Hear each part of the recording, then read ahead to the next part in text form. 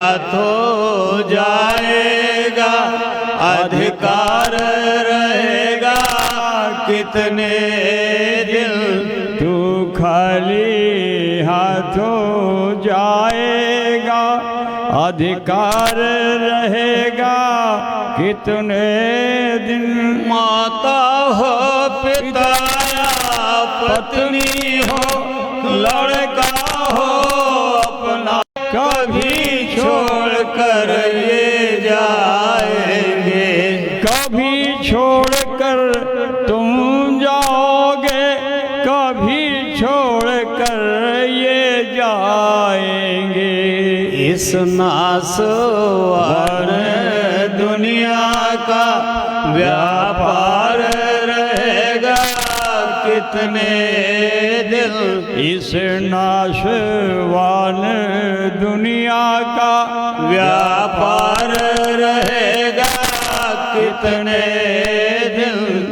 क्यों ऐठ ऐठ कर चलता तू, किस मद में फूला फिरता तू।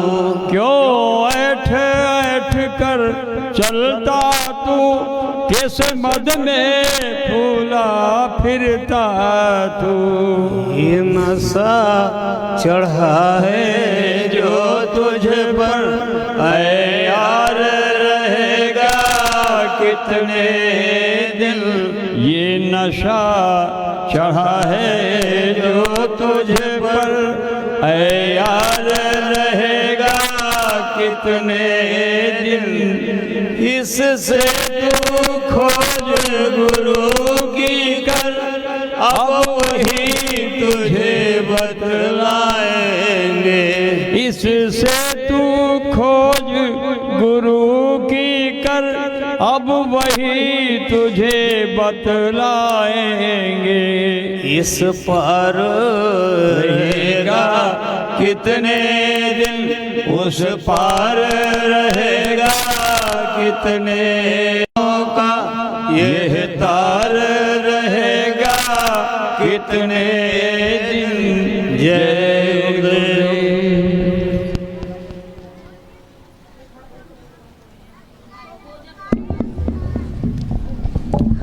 जय गुरुदेव। जय गुरुदेव। भाई बहनों, ये अनमोल मानव तन देव दुर्लभ शरीर है। देवता इसको पाने के लिए तरसते हैं।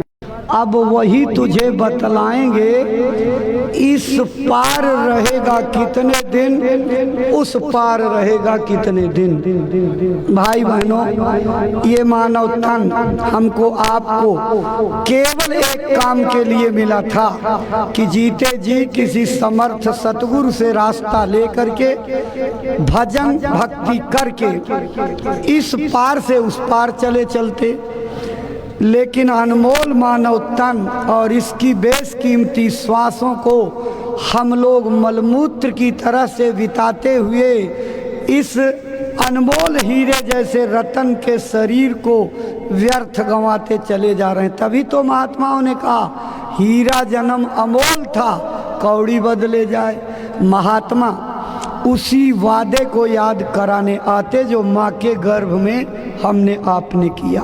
और भगवत प्राप्ति कदापि संभव नहीं है। मेरे ऊपर नाराज मत होइएगा।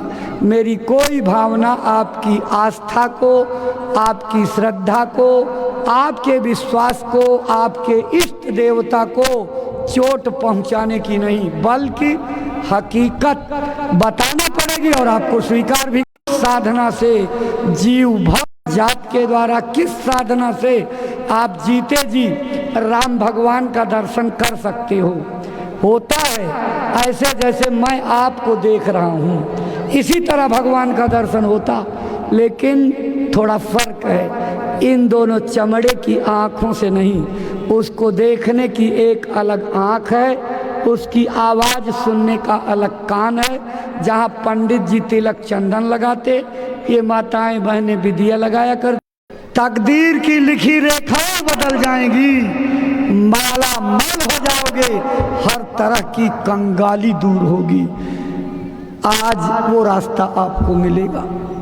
प्रेमी भाई बहनों, बाबा जय गुरुदेव जी महाराज ने 116 वर्षों की उम्र तक अथक परिश्रम करके करोड़ों करोड़ लोगों का हृदय परिवर्तन किया। हृदय परिवर्तन की दो घटनाएं समाज याद करता है। एक तो सप्तर्षियों के द्वारा रत्नाकर नाम के डकैत को बदल करके वाल्मीकि बना देना, दूसरी महात्मा बुद्ध के द्वारा अंगुलीमाल जैसे डकैत को बदल करके बौद्ध भिक्षु बना देना। इसी दो घटनाओं के नाते इन महात्माओं को सारी दुनिया में लोग पूजा करने लगे। अब जिस दिन बाबा जय गुरुदेव का इतिहास खुलेगा, उस दिन दुनिया की क्या हालत होगी।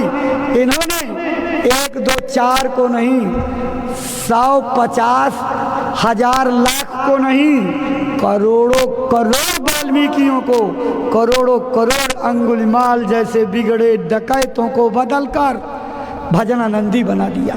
उनके हाथों से तीर तलवार तमंचे बंदूकें गोले बारूद हथियार सब फेंकवा दिए और हाथों में भजन की माला पकड़ा दी। महात्मा बहुत लंबी दूर से घेरा डाल करके जीवों को बचाना चाहते हैं। वो चाहते हैं कि कर्मों की बदौलत जो मानवता का डूबने वाला जहाज, इसको बचा लिया जाए। लेकिन बचेगा कौन? जो महात्मा की बात मान करके चल देगा, उसकी रक्षा हो जाएगी। और जो महात्माओं की बात नहीं मानेगा, उसका परिणाम रामायण में लिखा हुआ है, साधु अवज्ञा कर फल ऐसा, जरई नगर अनाथ कर जैसा। इसलिए भाई बहनों, बाबा जय गुरुदेव जी महाराज के उपदेश क्या थे, उनकी शिक्षाएं क्या थी, उनके कौन से रास्ते से जिस पर ले जा करके सारे समाज के हर वर्ग, हर जाति को, हर इंसान को प्रेम मोहब्बत की दुनिया में ला करके सुखी संपन्न निरोगी बनाना चाहते थे। उन्हीं शिक्षाओं का सारांश, उसका निचोड़ दर्शाती ये चेतावनी आपको सुनाई जा रही है। सुनिए, दोहराइएगा, चिंतन मनन कीजिएगा। इसी चेतावनी के बाद पूज्य महाराज जी आपके सम्मुख मंच पर विराजमान हो जाएंगे। तो प्रस्तुत है ये चेतावनी, सुनिए। जय गुरुदेव। जय गुरुदेव। जय गुरुदेव नारा लगाते चले हैं। जय गुरुदेव नारा लगाते चले हैं। दुखी जन को बाबा जगाते चले हैं। दुखी जन को बाबा जगाते चले हैं। जय गुरुदेव नारा लगाते चले हैं। धर्म पुण्य क्या है बताते चले हैं। धर्म पुण्य क्या है बताते चले हैं। दया रूप मैया बुलाते चले हैं। दया रूप मैया बुलाते चले हैं। दया रूप मैया बुलाते चले हैं। जय गुरुदेव नारा लगाते चले हैं। अगर चाहते तुम प्रभु को पाना, अगर चाहते तुम प्रभु को पाना, मुसीबत से बचना जगत को बचाना। मुसीबत से बचना जगत को बचाना। तो मानो जो बातें हैं बाबा बताते, तो मानो जो बातें हैं बाबा बताते। मुसीबत तो सिर पर क्यों अपने हो लाते, मुसीबत तो सिर पर क्यों अपने हो लाते। बचाने को आए बचेंगे भले हैं, बचाने को आए बचेंगे भले हैं। दुखी जन को बाबा जगाते चले हैं। है गुरुवर के वारिस इन्हें आजमाओ, है गुरुवर के वारिस इन्हें आजमाओ। आए गुरु जी के वारिस इन्हें आजमाओ। आए गुरु जी के वारिस इन्हें आजमाओ। मिले नाम धन जो लगन से कमाओ, मिले नाम धन जो लगन से कमाओ। नशा नाम का अपने ऊपर चढ़ाओ, नशा नाम का अपने ऊपर चढ़ाओ। सिमट कर के बाहर से भीतर को आओ, सिमट कर के बाहर से भीतर को आओ। वहीं वो तुम्हारे लिए बस खड़े हैं, वहीं वो तुम्हारे लिए बस खड़े हैं। यही वो तुम्हारे लिए बस खड़े हैं। जय गुरुदेव नारा लगाते चले हैं। जय गुरुदेव भगवान का नाम गाओ, जय गुरुदेव भगवान का नाम गाओ। भविष्यत के दुख से बचो और बचाओ, भविष्यत के दुख से बचो और बचाओ। बनो शाकाहारी सदाचार लाओ, बनो शाकाहारी सदाचार लाओ। जन जन को सदाचार सेवा सिखाओ, जन जन को सदाचार सेवा सिखाओ। गुरु डूबते को सहारा मिले हैं, गुरु डूबते को सहारा मिले हैं। गुरु डूबते को किनारा मिले हैं, गुरु डूबते को किनारा मिले हैं। जय गुरुदेव नारा लगाते चले हैं। दुखी जन को बाबा जगाते चले हैं। जय गुरुदेव।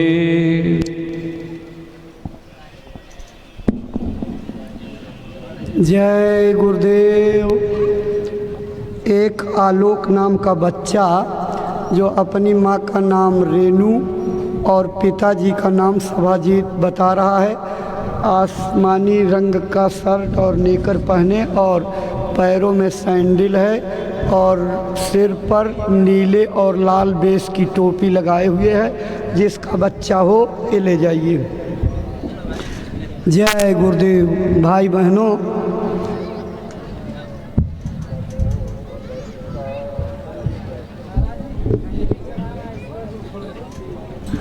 अभी आप प्रार्थना चेतावनी की पंक्तियां सुन रहे थे।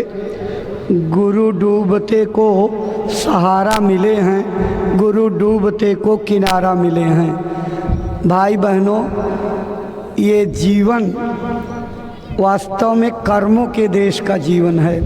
कर्मों के बंधन से हमारे भगवान अवतारी शक्तियाँ नहीं बच पाई तो हम कैसे बच पाएंगे। इसलिए महात्मा इन्हीं बंधनों से छुटकारा दिलाने के लिए आते हैं। एक मोटरसाइकिल की चाबी भी किसी की आई है, ले जाइएगा। प्रेमी भाई बहनों, आज आपके जीवन का परम सौभाग्य जागा है। जो आज तक की जिंदगी में जो चीज़ नहीं हासिल हुई, आज पूज्य महाराज जी कृपा करके बताने जा रहे हैं। यह चीज़ जब ऊपर से मालिक की कृपा संतों पर और संतों की कृपा जीवों पर होती है तब मिला करती है। पूज्य महाराज जी का आगमन सत्संग मंच पर होने जा रहा है। आप सभी भाई बहन अपने स्थान पर खड़े होकर के पूज्य महाराज जी का स्वागत अभिनंदन वंदन करेंगे। ओह आपका अभिवादन स्वीकार करेंगे। जब इशारा कर देंगे तब आप अपने स्थान पर बैठ जाइएगा। एक एक बातों को गौर से सुनिएगा। जय गुरुदेव। अपने गुरु महाराज के श्री चरणों में श्रद्धा सुमन अर्पित करके दया कृपा और संभाल की प्रार्थना करते पूज्य महाराज जी।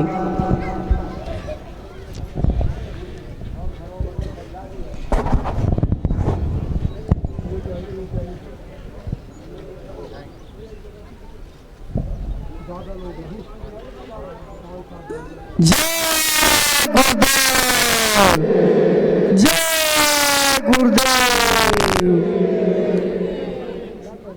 आपको बैठने का संकेत हो गया है, आप अपने स्थान पर बैठ जाइए। प्रेमी भाई बहनों, पूज्य महाराज जी के पदार्पण पर आप सबके अंदर ये इच्छा जागती है कि हम भी अपने श्रद्धा सुमन अर्पित करके पूज्य महाराज जी का स्वागत अभिनंदन वंदन करें। आप सबकी भावनाओं को इकट्ठा करके यहाँ जय गुरुदेव संगत गोरखपुर के अध्यक्ष मास्टर जयराम जी और रामचंद्र यादव, बिहार प्रदेश के महासचिव रणविजय सिंह, बनारसी भाई मुन्नीलाल निषाद, अध्यक्ष ब्रह्मपुर रामदयाल, राघवेंद्र, काशीनाथ सिंह, मनोज शाह, मनदीप निषाद, प्रदीप श्रीवास्तव और पूर्व विधायक माननीय बेचन राम जी। जय गुरुदेव, जय गुरुदेव। प्रेमी भाई बहनों, स्वागत की इसी श्रृंखला के बाद पूज्य महाराज जी अपने गुरु महाराज का पावन संदेश लेकर के आए हुए हैं। आपके पावन चरण कमलों में श्रद्धा से आदर पूर्वक प्रार्थना करते हैं कि जो संदेश संकल्प बना करके आप मथुरा आश्रम से लेकर के चले हैं, अपनी अमरवाणी से प्रेमी भाई बहनों को सुनाने समझाने की कृपा करें, ताकि आपकी अमरवाणी से प्रेरणा प्राप्त करके भाई बहन अपने जीवन की अनमोल सांसों का उपयोग करते हुए अपना मानव तन सफल, सार्थक और कामयाब बना सकें। परम श्रद्धेय पूज्य महाराज जी।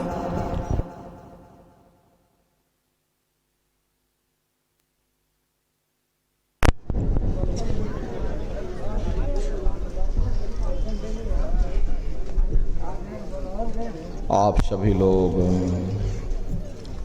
प्रेम के साथ में मालिक के पावन नाम का उच्चारण करेंगे। बोलो जय गुरुदेव, जय गुरुदेव, जय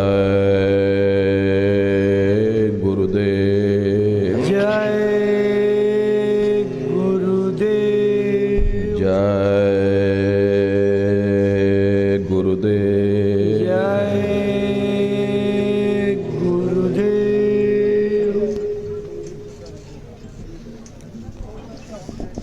सर्वत्र विराजमान शब्द स्वरूप परम पूज्य स्वामी जी महाराज के श्री चरणों में कोटि कोटि नमन प्रणाम करते हुए इस सत्संग समारोह में पधारे हुए सभी सत्संगी धर्म प्रेमी भाई बहनों को सादर जय गुरुदेव। प्रेमी भाई बहनों,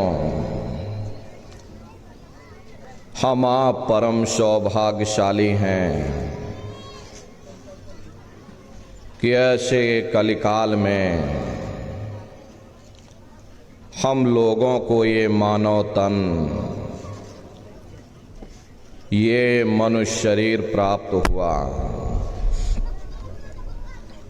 उससे भी परम सौभाग्य की बात है कि मनुष्य रूपी मंदिर में बैठ करके हम लोगों को सत्संग सुनने का ये अवसर मिल रहा। सत्संग जल जो कोई पावे, मैलाई सब कट कट जावे। ये सत्संग है, ये कोई कथा कीर्तन नहीं, किस्से और कहानियां नहीं, नाच गाना ढोल मजीरा नहीं। ये महात्माओं की अजर अमर वाणियां हैं। यदि आपने ध्यान से सुन लिया तो निश्चय ही आपको अपने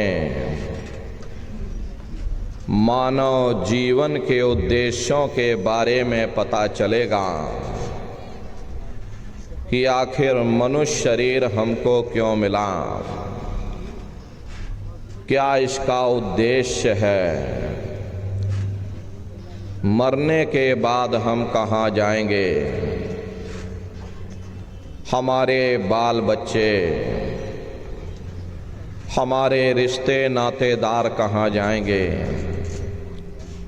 और कैसे हमारी जीवात्मा का कल्याण होगा। इन सभी प्रश्नों की जानकारी आपको सत्संग के माध्यम से होगी।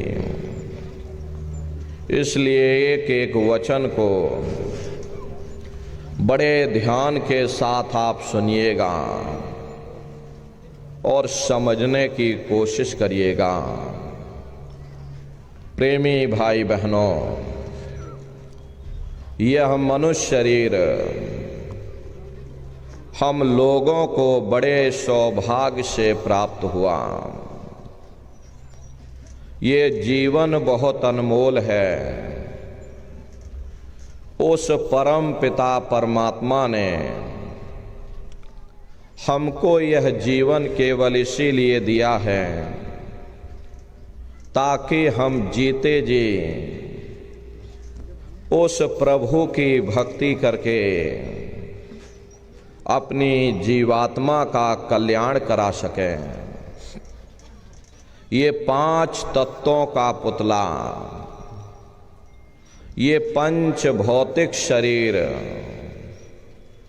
हम लोगों को एक निश्चित समय के लिए मिला हुआ। एक निश्चित समय को हम आप नहीं जानते हैं, किंतु जिसका ये मकान है, जिसका ये शरीर है, वो अवश्य ही जानता है। और समय पूरा हो जाने पर मकान मालिक जबरदस्ती इस मकान को खाली करवा लेगा। उस समय न जमीन जायदाद काम आएगी, न ये धन संपत्ति काम आएगी। जीवात्मा को निकाल करके इस शरीर से बाहर कर दिया जाएगा। ये शरीर हमारा आपका यहीं जमीन पर गिर पड़ेगा, क्योंकि जीवात्मा के निकल जाने के बाद में ये शरीर सिर्फ एक माटी का पुतला है, उससे ज्यादा कुछ भी नहीं। इसीलिए महात्मा समझाते हैं कि भाई मिली नरदेह यह तुमको, बनाओ काज कुछ अपना, पचो मत आ इस जग में, जानियो रैन का सपना। प्रेमी भाई बहनों, जैसे रात में हम लोग स्वप्न देखते हैं, हालांकि उस समय पर हमें स्वप्न सच मालूम पड़ता है, असली प्रतीत मालूम होता है, लेकिन जब हम सुबह उठते हैं, जब हमारी आंखें खुलती हैं, तब हमें होश आता कि नहीं भाई, हम तो स्वप्न देख रहे थे, ये सब भ्रम है। ठीक उसी प्रकार से ये दुनिया भी 10-20-100 साल का स्वप्न है। अब आप कहोगे हम जाग रहे, परंतु प्रेमी भाई बहनों, ऐसा हरगिज नहीं है।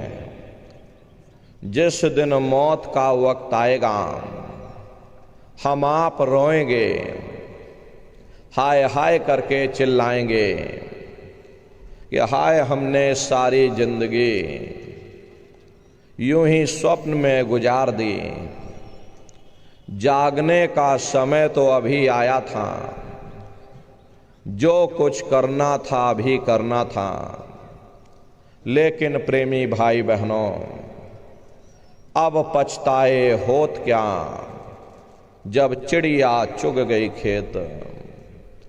महात्मा प्रेम से जीवों को समझाते हैं कि भाई देह और गृह सब झूठा, भरम में काहे को खपना। ये घरवार हमारा अपना नहीं, ये पराया देश है, ये सराय खाना है, ये मुसाफिर खाना है। ये शरीर भी तुम्हारा अपना नहीं, ये भी काल का पिंजरा है, किराए का मकान है, पराया मकान है। किसी को 40-50 साल के लिए मिला, किसी को 80-90-100 साल के लिए मिल गया। जितने जितने श्वास उस मालिक ने बख्शे हैं, उसे भुगतने के बाद में हमें इस शरीर को यहीं छोड़ जाना। श्वास दुधारा नित ही जारी, एक दिन खाली चाम। प्रेमी भाई बहनों, जैसे तालाब में पानी भरा होता है और यदि तालाब में एक छोटा सा सुराख कर दिया जाए, छोटा सा छेद कर दिया जाए, तो सारा पानी ही तालाब से बाहर निकल जाएगा। ठीक उसी प्रकार से हमारा ये शरीर भी श्वासों का भंडार है। जब तक श्वासों का भंडार जारी है, तब तक हम दुनिया के काम काज में फंसे हुए, दुनिया के कारोबार में उलझे हुए। लेकिन जिस वक्त ये श्वासों का भंडार खाली होगा, टेलीफोन खड़क जाएंगे, तार पहुंच जाएंगे, संदेश पहुंच जाएंगे, सब रिश्ते नातेदार, सब कुटुंब परिवार वाले, सब अड़ोस पड़ोस वाले मिनटों सेकंडों में इकट्ठा हो जाएंगे। हरे प्रेमी भाई बहनों, जिस शरीर से तुम इतना प्रेम किया करते थे, उसे कोई एक रात भी घर में रखने को तैयार नहीं होता। कंधों पर लटका करके शमशान भूमि पर छोड़ करके आ जाते। मामूली कष्ट नहीं होता। मौत के समय में घनघोर पीड़ा होती है। जनमत मरत दुसै दुख होई। सहजो बाई ने बयान किया है कि सहजो मौत आइया, अंग अंग दिया तोड़, और हिया जरे छाती फटे, उठे पीर घन घोर। गुरु महाराज हमारे सत्संग में फरमाते थे कि जैसे 1,00,000 बिच्छू एक साथ मिल करके हमारी जिस्म पर डंक मारें, उससे भी लाखों करोड़ों गुना ज्यादा मौत के समय में दर्द होता है। जब मृत्यु आती है तो किस तरह से प्राण निकलते हैं, प्राणों के निकलने की क्या प्रक्रिया होती है, पहले उसे आप अच्छे से समझ लीजिए। देखो प्रेमी भाई बहनों, जैसे संसार में महाप्रलय आती है, महाप्रलय के समय क्या होता, सबसे पहले पूरी पृथ्वी ढह जाती। ये पृथ्वी पानी में घुल करके पानी बन जाती। मानो सृष्टि की प्रलय एक बड़ी कयामत है और शरीर की प्रलय एक छोटी कयामत है।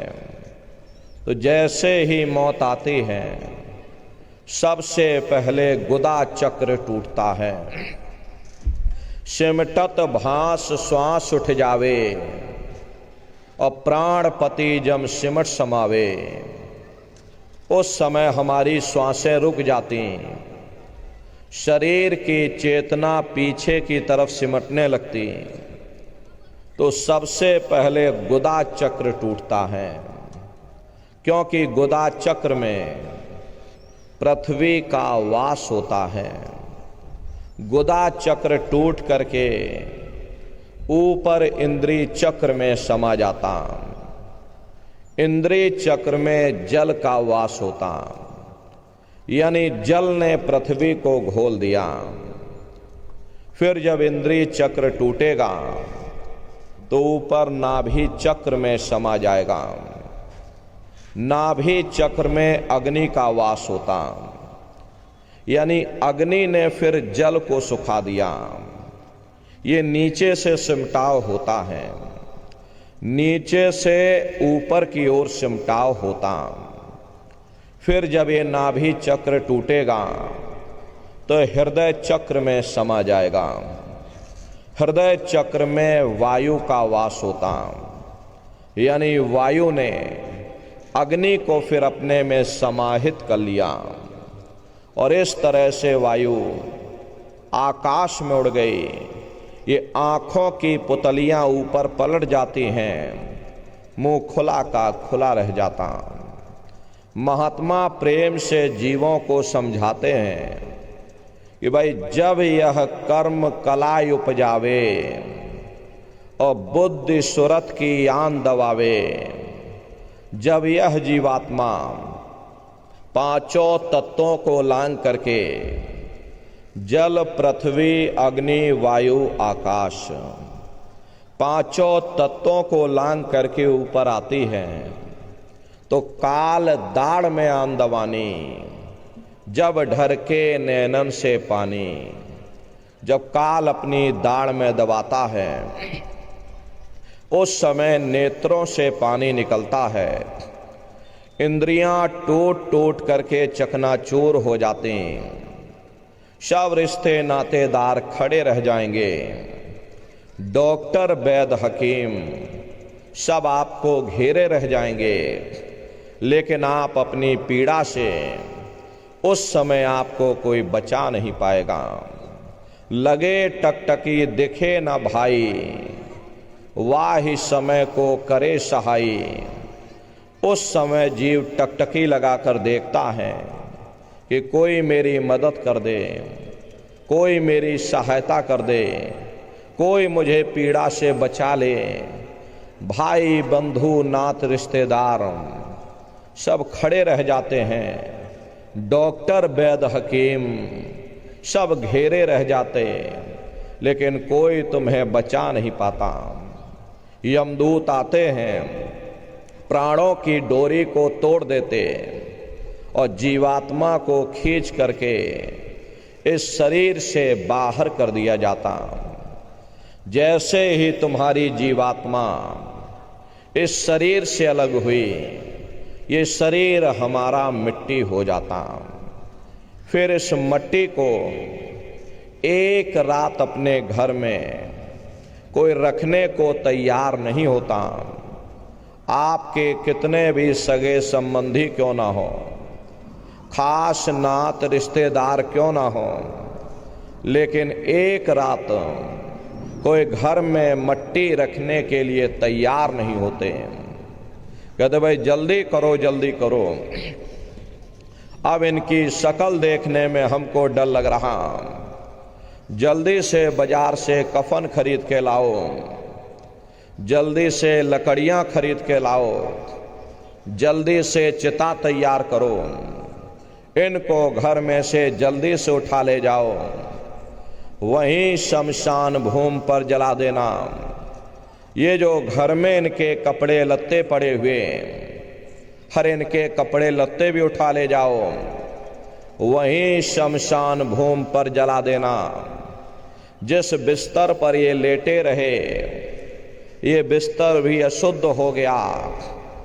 अब इनकी छुई हुई चीज हमको घर में एक नहीं चाहिए, इसलिए इनका बिस्तर भी उठा ले जाओ, वहीं शमशान भूमि पर जला देना।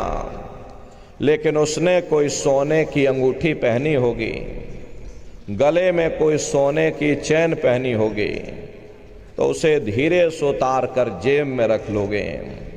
बस वही एक अशुद्ध नहीं होगा और बाकी सब अशुद्ध हो जाएगा। हरे महात्मा कहते हैं कि भाई कुटुंब परिवार मतलब का, और बिना धन पास नहीं जाए। ये रिश्ते नातेदार, ये कुटुंब परिवार वाले, ये सब स्वार्थ के संगी साथी हैं। हरे प्रेमी भाई बहनों, आज तुम्हारी जेब में पैसा है तो सब जैसे तैसे तुमसे रिश्तेदारियां कायम कर लेंगे। आज जेब खाली हो जाए, कोई किसी को याद करने वाला नहीं। 13 दिन बाद 13वीं मना दोगे, लड्डू पूड़ी पकवान बना करके खिला दोगे, फिर जाने वाले को कोई याद नहीं करता। अभी बूढ़े बुजुर्गों से पूछा जाए कि क्या तुमको तुम्हारे माँ बाप की याद आती है, तो कहेंगे भाई नहीं आती। क्यों नहीं आती? तुम्हारे माँ बाप थे, तुमको पाला पोसा बड़ा किया, खुद भूखे रहे होंगे, तुम्हारा पेट पाला होगा, तुमको तुम्हारे माँ बाप की याद क्यों नहीं आती? क्योंकि तुम्हारे सामने तुम्हारे लड़के बच्चे हो गए, तुम्हारे नाती पोता पंती और संती हो गए, इसलिए तुम अपने माँ बाप की यादों को धीरे धीरे भूल गए और नई यादों में धीरे धीरे बस गए। ऐसे ही प्रेमी भाई बहनों, एक दिन सब तुमको भी भूल जाएंगे, कोई किसी को याद करने वाला नहीं। ये कहानी तो शमशान भूमि पर समाप्त हो गई। ये नाम, ये रुतबा, ये शानो शौकत, ये जात और बिरादरी जिसके लिए लड़ते और झगड़ते थे, वो सब शमशान भूमि पर जल करके राख हो गई। ये अस्तित्व तुम्हारा खत्म हो गया। उधर देखो क्या होता। तुम्हारी जीवात्मा को ले जा करके ऊपर धर्मराज की कचहरी में पेश कर दिया जाएगा। वहां पलक झपकते ही तुम्हारे अच्छे बुरे कर्मों का हिसाब किताब हो जाएगा। धर्मराज तुमको सजा सुना देंगे, ले जाओ इनको फलाने नरक में डाल दो, क्योंकि मैंने इनको मौका दिया था जब ये माँ के गर्भ में उल्टे लटके हुए थे, सिर इनका नीचे था, पैर इनके ऊपर थे। उस समय इन्होंने मुझसे प्रार्थना की थी कि हे मालिक, मुझे एक बार मौका दे दो, मुझे एक बार मनुष्य शरीर दे दो, हम भजन करेंगे, भक्ति करेंगे, हम अपनी जीवात्मा का कल्याण करेंगे। तो मैंने इनकी प्रार्थना स्वीकार कर ली और इनको मैंने ये मनुष्य शरीर दे दिया और कह करके भेजा था कि भाई ये मनुष्य शरीर ये किराए का मकान है, ये तुम्हारा अपना नहीं है। अगर ये तुम्हारा अपना होता तो हमेशा तुम्हारे पास रहता। ये तुम्हारा अपना नहीं, ये मैंने तुमको कुछ समय के लिए किराए का मकान दिया है। हाँ, तुम अपनी जीवात्मा को मेरे किराए के मकान में बैठा करके और मालिक की भक्ति करके अपनी जीवात्मा का कल्याण करा लेना।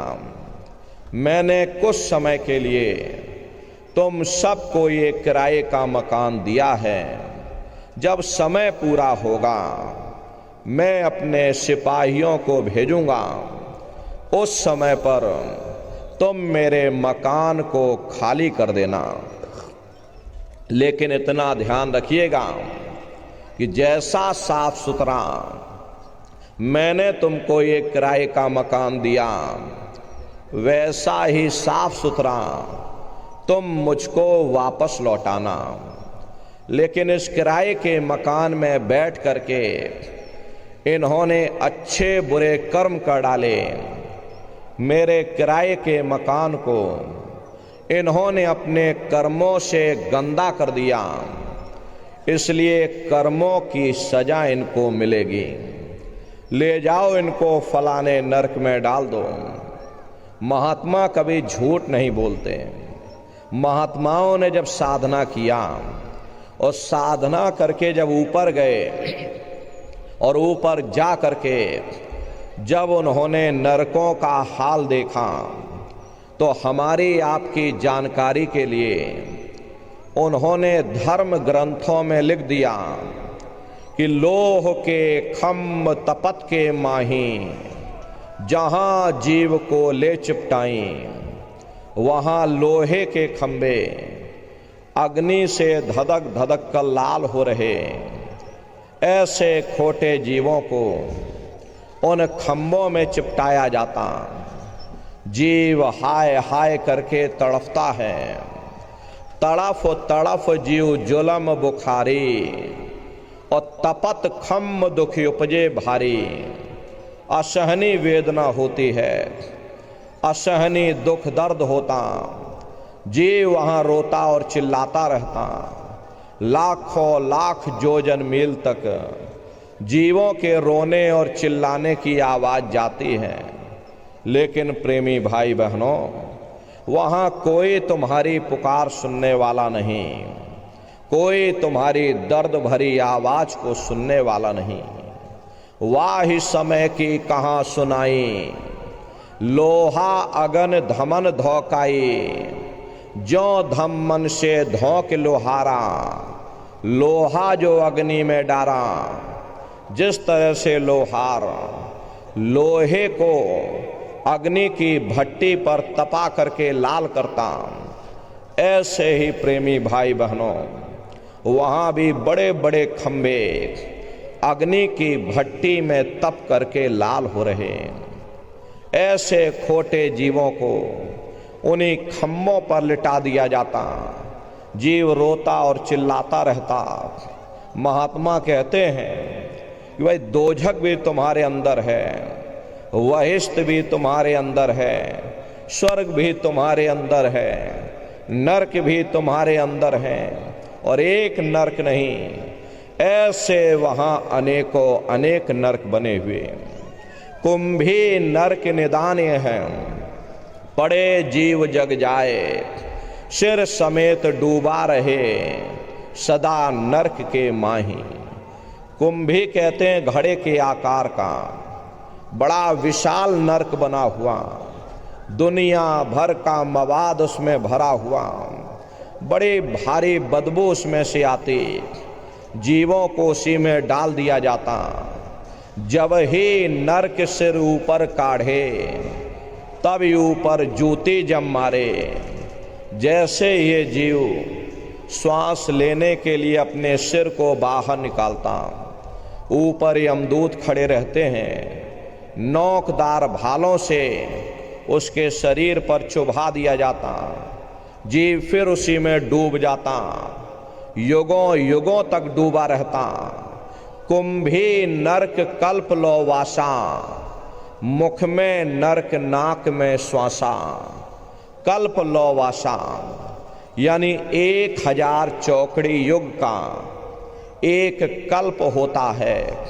न जाने कितने कल्पों तक, युगों युगों तक जीवों को नरकों में डाल दिया जाता, और नरकों की यातनाएं भोगने के बाद में इसी जीवात्मा को सीधे मनुष्य शरीर नहीं दिया जाता, बल्कि इसे 4 खान 84 लाख योनियों में डाला जाता। जैसे बच्चा होता है, बच्चा पहले कक्षा 1 पास करेगा, फिर कक्षा 2 में जाएगा, ऐसे ही वहां पर भी पूरा चैनल बना हुआ। नरकों की यातनाएं भोगने के बाद में इन्हीं जीवों को 4 खान 84 लाख योनियों में डाल दिया जाता। अब ये 4 खान 84 लाख योनियां, ये कोई मामूली योनियां नहीं होती।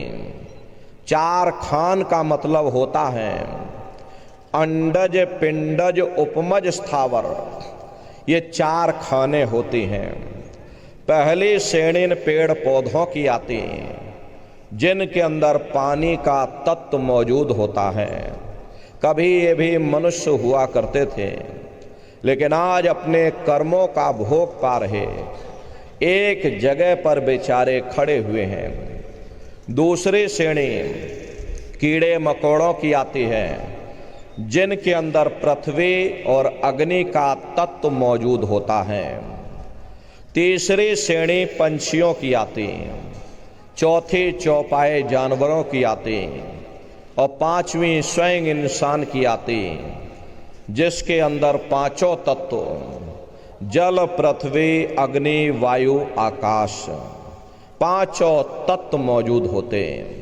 प्रेमी भाई बहनों, ये 4 खाने हैं, इनकी अलग अलग कुल 84 लाख योनियां होती हैं। अब आप पेड़ पौधों को देखिए तो आम का पेड़ अलग है, नीम का पेड़ अलग है, पीपल का पेड़ अलग है। ऐसे ही अलग अलग प्रजातियों के कीड़े मकोड़े, अलग अलग प्रजातियों के पशु पंछी, कुल मिलाकर के 84 बोल बता देते। वे सिर्फ रोते और चिल्लाते रहते। कौन उनकी पुकार सुनने वाला, कौन उनकी दर्द भरी आवाज को सुनने वाला, कौन सी अदालत में जाकर के वे बेचारे दरवाजा खटखटाएं, कौन मजिस्ट्रेट उनकी फरियाद को सुनेगा। हरे प्रेमी भाई बहनों, 84 लाख योनियों की सबसे जो आखिरी योनि होती है वो गाय और बैल की योनि होती।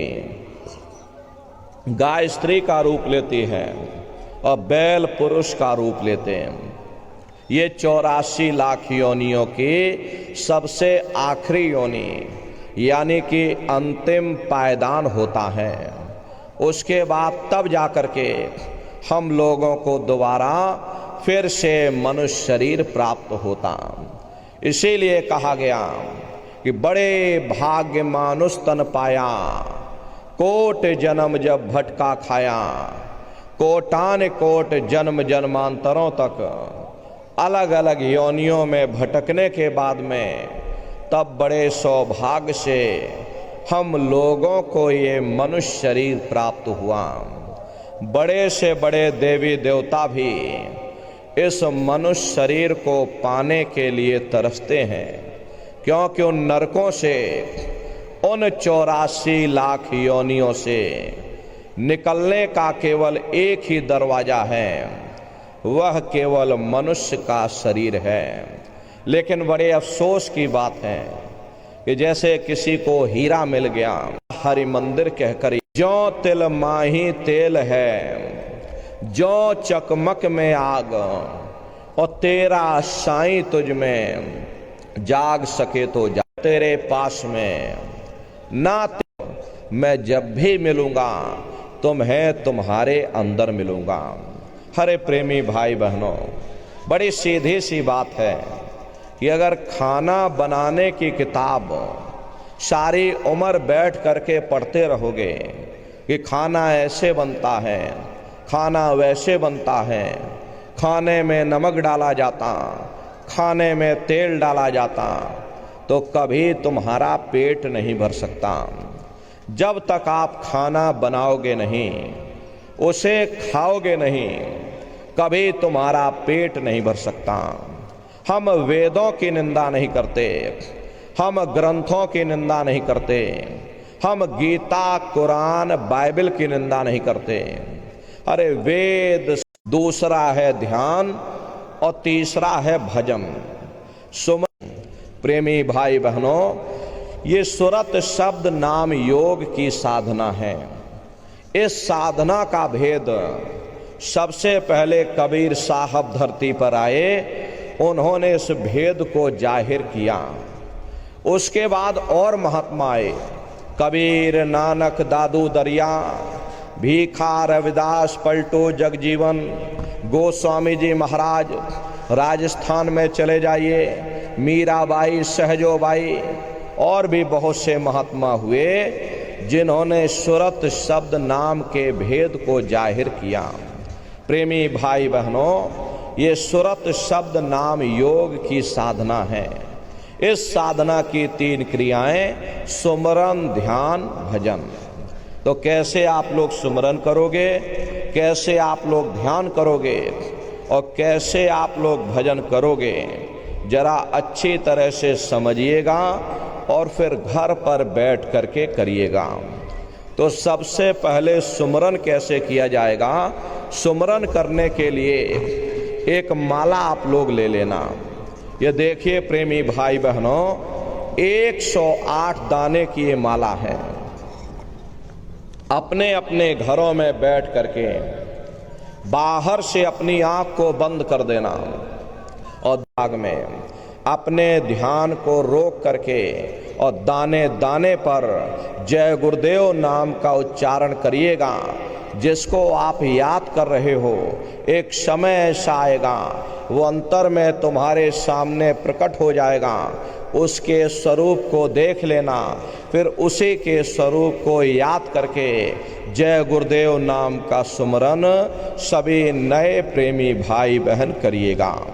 दूसरी बार फिर यहीं से जय गुरुदेव नाम का सुमरन, तीसरी बार फिर यहीं से जय गुरुदेव नाम का सुमरन।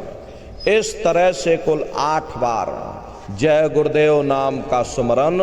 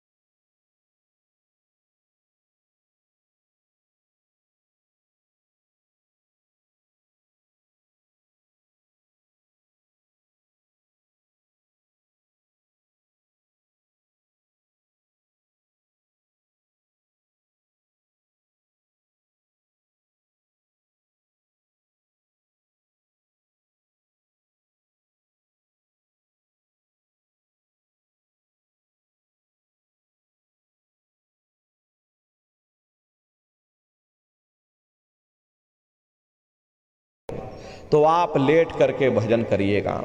ऐसे सीधे लेट जाना और लेटे लेटे आंख और कान को बंद कर देना। मतलब तो आंख और कान को बंद करना है, चाहे आप लेट करके करो या चाहे आप बैठ करके करो। यही कहा गया, ये आंख कान मुख बंद कराओ, अनहद झिंगा शब्द सुनाओ। यानी पहले अपनी आंख को बंद करो, अपने मुख को बंद करो, दोनों उंगली कानों में डाल करके ये कानों को बंद कर लो और ऊंचे से ऊंचा ध्यान दे करके अंतर में गौर से आवाज को सुनने की कोशिश करो।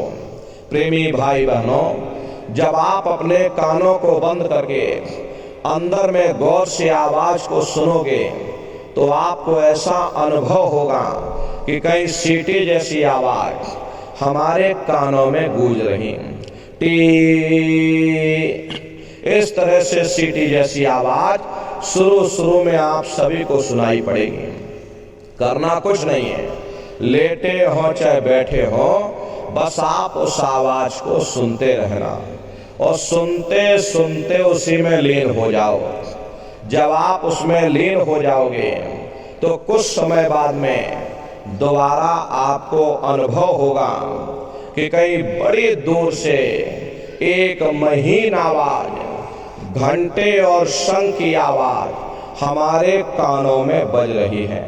जैसे मंदिरों में घंटियां बजती हैं, टन टन टन, तो बाहर तो आपने नकल किया। महात्माओं ने कहा था, भाई ये शरीर तुम्हारा सच्चा हरि मंदिर है, इसे हरि मंदिर के अंदर 24 घंटे और शंख की आवाज गूंज रही। उसी घंटे शंख की आवाज को संतों महात्माओं ने शब्द कह करके याद किया। आपकी धर्म पुस्तकों में लिखा है कि पोथी पढ़ पढ़ जग मुआ, पंडित भया न कोई, और 2.5 अक्षर प्रेम का, पढ़े सो पंडित होई। दुनिया वाले कहते हैं कि 2.5 अक्षर का मतलब प्रेम है। प्रेम नहीं है, प्रेम में तो मात्रा लगी हुई। यहाँ पर जिस 2.5 अक्षर का वर्णन उन महात्माओं ने किया है वो है शब्द, शा आदा बा और दा। उसी शब्द को महात्माओं ने नाम कहा। कलयुग केवल नाम या धारा, सुमेर सुमेर नर उतर ही पारा। कलयुग में केवल नाम का आधार है, वो नाम तुम्हारे अंदर 24 घंटे गूंज रहा। तो उसी घंटे शंख की आवाज को महात्माओं ने शब्द या नाम कहा। उसी को मुसलमान फकीरों ने कलमा कहा। उसी को ईसा मसीह साहब ने वर्ड या लागश कहकर याद किया। उसी को गुरु नानक साहब आज धीरे बढ़ना शुरू होगी और बढ़ते बढ़ते इस कदर बढ़ेगी कि आपके रोम रोम में घंटे और शंख की आवाज गूंजने लग जाएगी। बड़ी घनघोर आवाज होती है, बड़े मधुर वो आवाज होती है।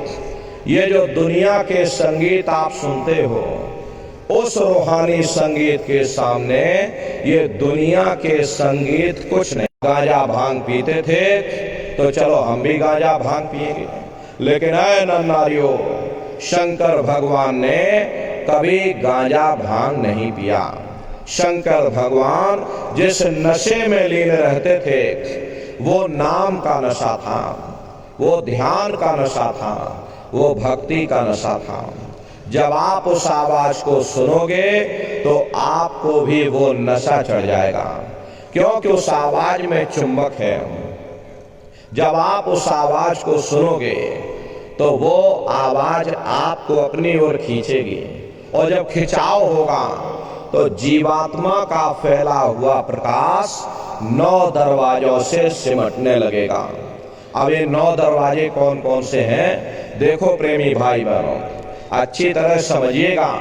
अरे बहुत बड़ा विज्ञान है। दुनिया का विज्ञान जब समाप्त हो जाएगा तो ये विज्ञान प्रारंभ होगा। तो 9 दरवाजे कौन कौन से हैं? 2 आंख, 2 कान, 2 नाक के सुराख, 1 मुंह और 2 मलमूत्र का रास्ता, ये शरीर के 9 दरवाजे हैं। सबसे पहला दरवाजा गुदा चक्र आता है। गुदा चक्र में गणेश जी वास करते हैं। गणेश जी वहां के मालिक हैं। ये 4 दल का कवल है। यहाँ पर पृथ्वी तत्व पाया जाता, उसके ऊपर इंद्रिय चक्र आता। इंद्रिय चक्र में ब्रह्मा जी वास करते हैं। ये 6 दल का कवल है। यहाँ पर जल तत्व पाया जाता, उसके ऊपर ये नाभि चक्र आता। नाभि चक्र में विष्णु जी वास करते हैं। ये 8 दल का कवल है। यहाँ पर अग्नि तत्व पाया जाता, उसके ऊपर ये हृदय चक्र आता। हृदय चक्र में शिव जी वास करते हैं। ये 12 दल का कवल है। यहाँ पर वायु तत्व पाया जाता। हरे वास्तव वो ऊपरी मंडलों में करते हैं जहां पर तुम्हारी जीवात्मा बैठी हुई, और इसी 10वें दरवाजे पर बैठ करके जीवात्मा अपने प्रकाश को 9 दरवाजों में फैलाती है, जिससे आपका ये शरीर चलता है, आपके हाथ और आपके पैर चलते हैं। जब आप भजन करोगे, घंटे शंख की आवाज को सुनोगे, तो उस आवाज में चुंबक है। वो आवाज आपको अपनी ओर खींचेगी, और जब खींचती है, चिड़िया घोंसले से निकल करके आसमानों की उड़ान भरती है और शाम को फिर अपने घोंसले में आ जाती है। ऐसे ही तुम्हारी जीवन, भाई जिनकी हम पूजा कर रहे हैं, आखिर ये लोग हैं कौन? ये कहाँ पर रहते हैं? ये क्या काम करते हैं? हर इनके माँ बाप कौन है? राम कौन है? कृष्ण कौन है? ईश्वर कौन है? ब्रह्म कौन है? पार ब्रह्म कौन है? ये कहाँ पर रहते हैं? पारों को पार करने के बाद सबसे पहले जो आपको लोक मिलेगा, उसे महात्माओं ने शिवलोक कहा। शिवलोक तमोगुणी स्थान है। वहां के मालिक शिव जी हैं। वो पार्वती जी के साथ उस लोक में विराजमान हैं। और शिव जी का दर्शन करने के बाद में फिर जब आप ऊपर चढ़ोगे, उसी के ऊपर ब्रह्मा जी का लोक आएगा। ब्रह्मा जी का लोक वो रजोगुणी स्थान है। वहां के मालिक ब्रह्मा जी हैं। वो गायत्री, सावित्री और सरस्वती के साथ उस लोक में विराजमान हैं। और ब्रह्मा जी का दर्शन करने के बाद फिर जब आप ऊपर चढ़ोगे, उसी के ऊपर ब्रह्मा, विष्णु और महादेव अपने अपने लोक में बैठ करके राज कर रहे हैं। एक रचयिता है जो हम जीवों को रचता है। एक पालनहार है जो जीवों को पालता है, और एक संहार करता है जो जीवों को नष्ट कर देता। इनकी जो माता हैं वो आद्या महाशक्ति हैं। ब्रह्मा, विष्णु, महादेव लोक के ऊपर वो आद्या महाशक्ति का लोक आता है। और उसी लोक को पार करने के बाद में सबसे पहला देश पड़ता है, या यूं कह लीजिए कि पहली राजधानी पड़ती है, जिसे महात्माओं ने सहस दल कवल कहा। वो राजधानी है। ये ब्रह्मा, विष्णु, महादेव के जो लोक हैं, उस राजधानी के अंतर्गत आने वाले जिले हैं।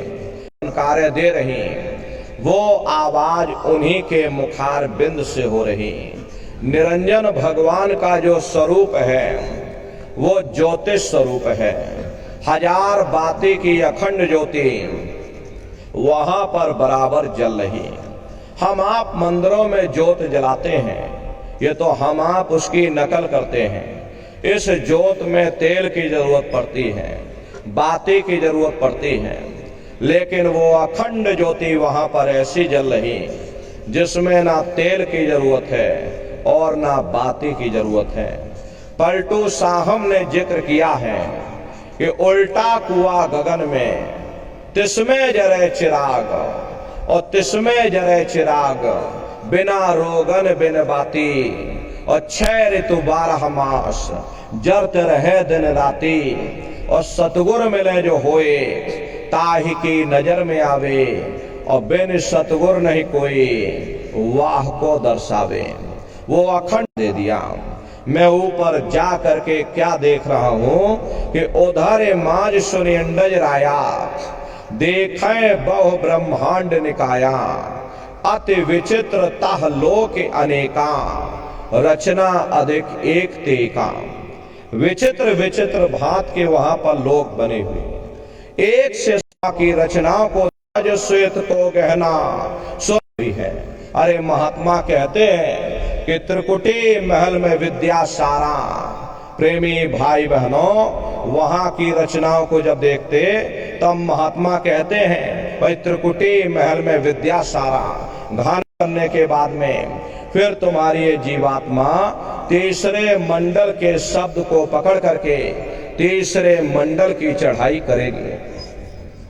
आगे पहुंची सुन झंकार, ररंकार धुन सुनी पुकार, आगे श्वेत सुन है भाई, अमान सरोवर पैठ नहाई। उसी के ऊपर तीसरा देश, आप कर्म साफ हो जाएंगे। हरे यहाँ के पानी से तुम्हारे कर्मों की सफाई नहीं हो सकती। ये बाहर का पानी तुम्हारे शरीर के मैल को धो सकता है, लेकिन जो पापों का मैल है, जो अंतःकरण में गंदगी जमा, वो जब साफ होगी जब आप तीसरे मंडल पर पहुंच करके उस गंगा में डुबकी लगाओगे। उसमें स्नान करने के बाद में ये जीवात्मा हंस स्वरूप हो जाती है। हंसन मिले हंसा हो जाई, मिले जो अमियारा है जीवात्मा का खुद का प्रकाश। उस अमृत के सरोवर में स्नान करने के बाद महात्माओं ने सचखंड देश कहा। वो सचखंड देश अजर अमर अविनाशी सदा एक रस रहने वाला देश है। वहाँ न काल है, न कर्म है, न दुख है, न संताप है, न पुण्य है, न पाप है। जो जीवात्माएं वहाँ पहुँच जाती हमेशा के लिए जन्म मरण के बंधनों से आजाद हो जाती। वहाँ के जो मालिक हैं वो सतपुरुष भगवान हैं, जिनके रोम रोम में खरबों खरब सूरज चांद सितारे प्रकाशवान। वही हमारे आपके सच्चे मालिक हैं, वही हमारे आपके सच्चे पिता हैं। हमको आपको वहीं से नीचे उतारा गया।